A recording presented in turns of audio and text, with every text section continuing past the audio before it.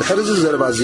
ኣብ ሰሙኑ ኣቢሉ ከኣኮነ ንጴጥሮስን ዮሐንስን ያዕቆብን ተማሊኡ ክጽሊ ናብ ከረን ደየበ ክጽሊ ከሎ ትርኢት ገጹ ተለወጠ ክዳውንቱን ብርቕርቕ ዝብል ጻዕዳ ኾነ እንሆ ድማ ክልተ ሰባት ንሳቶም ከዓ ሙሴን ኤልያስን ምስኡ ይዘራርቡ ነበሩ ብግርማ ከዓ ተገልጹ ብዛዕባ እቲ ኣብ የሩሳሌም ክፍጽሞ ዘሎ ምውጻኡ ድማ ይዘራርቡ ነበሩ ጴጥሮስ እቶም ምስኡ ዘለውን ግና ድቃስ ከቢድዎም ነበረ ምስ ተበራበሩ ግርማኡን ክልተ ሰብ ድማ ምስኡ ደው ዝበሉን ረኣዩ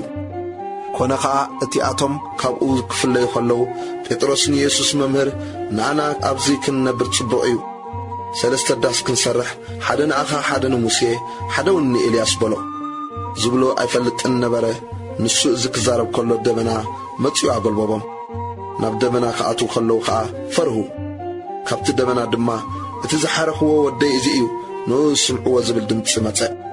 እቲ ድምፂ ክመጽእ ከሎ ከዓ ንኢየሱስ በይኑ ረኸብዎ ንሳቶም እውን ስቕበሉ ሽዑ ቅነ ዝረኣይዎ ነገር ንሓደ እኳ ኣይነገሩን